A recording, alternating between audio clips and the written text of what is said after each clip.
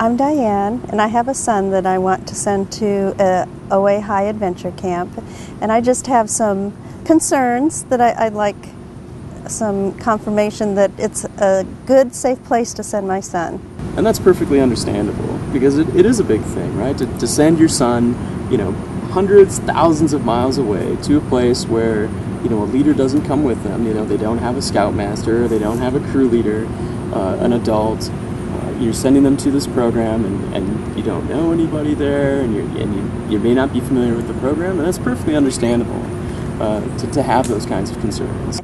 So what is the difference between just going with his troop someplace and the OA adventure? The OA experience is very unique. The first part is the service. There's always a service aspect where we help build the team together before they go out on their trek. And then the trek is custom. So there's, for example, at Philmont, you get to pick, or your son and his crew will get to pick exactly where they want to go. And the same thing with the Northern Tier group. They'll get to pick exactly what areas of the boundary waters or the Quetico that they would like to see. So it's a very custom experience. I was wondering, why should I send my son? I think there's a lot of reasons why you should send your son. But probably two of the biggest things that I see happen to scouts who go through this program is the personal growth that they experience through confidence. I see a ton of confidence that comes out. They overcome challenges, whether they're being afraid of heights and then working through that by doing things like zip lining, or I've watched boys who are afraid of the water, go snorkeling or go canoeing. Just being able to have the opportunity to overcome those fears, huge amounts of confidence. And the other one is leadership development. We specifically tailor the group to build leadership. We put, each boy gets their opportunity to be in charge, to be the crew leader.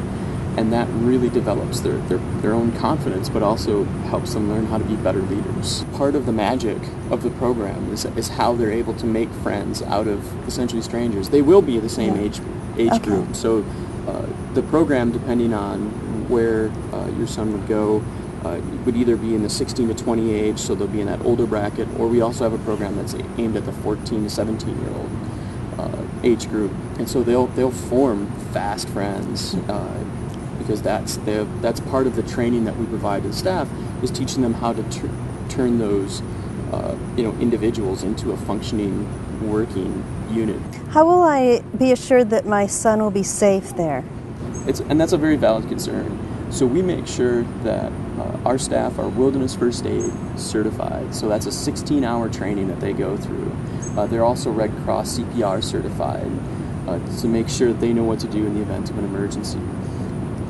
Part of the staff training that takes 3 weeks is going out for a week and making sure they know that area. They know how to navigate, they know where to go in the event of emergencies, how to work through those processes, and there is a process in place. Is it very often that my son may need medical attention out there? Okay. No. I mean, in general, we don't have to break out the first aid kit really all that often, but we want to make sure that we're prepared. Do they take maps with them? Yes. Okay. We always have maps. Maps are very important. Okay. And we teach them how to read those maps and how to guide those with those maps. Do you have GPS while you're on track? I know you said you have a map, but what about GPS? We generally we don't have GPS units. Okay. But we are looking into that. Particularly with the Forest Service at Northern Tier, they're looking at utilizing that.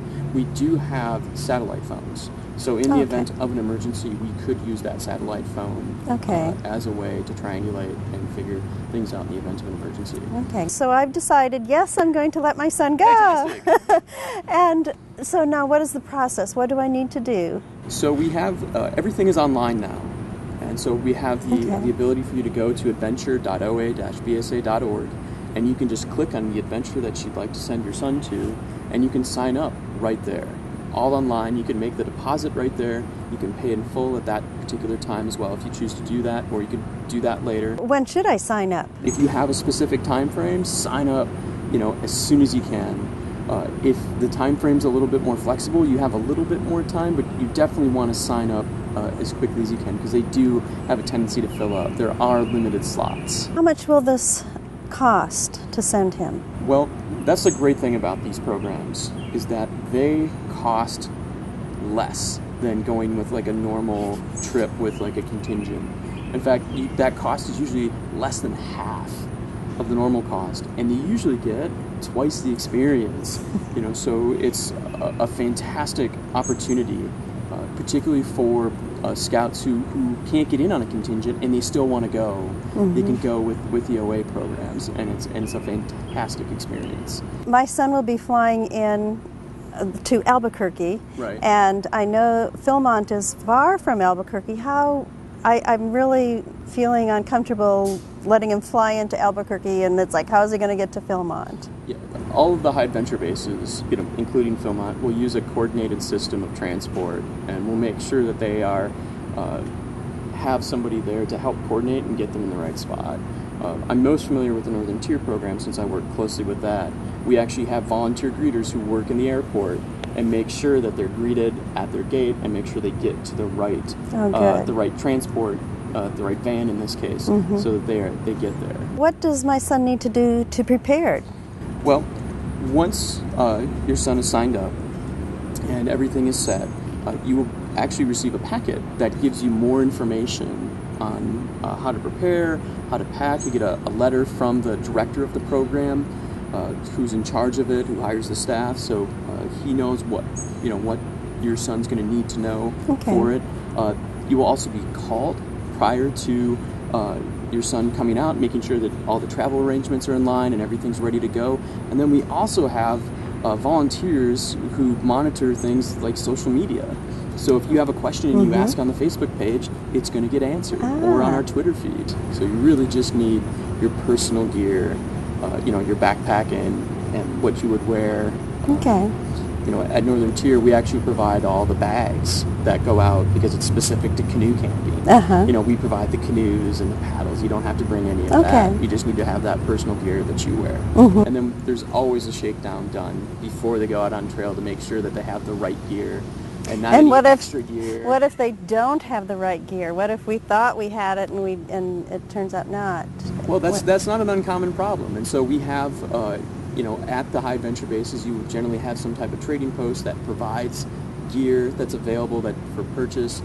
And then sometimes you end up sharing, you start figuring out, well, I've got an extra rain jacket, so, you share gear as there's extra gear around. Thank you so much for your time, and you've made me feel at ease. Thank you.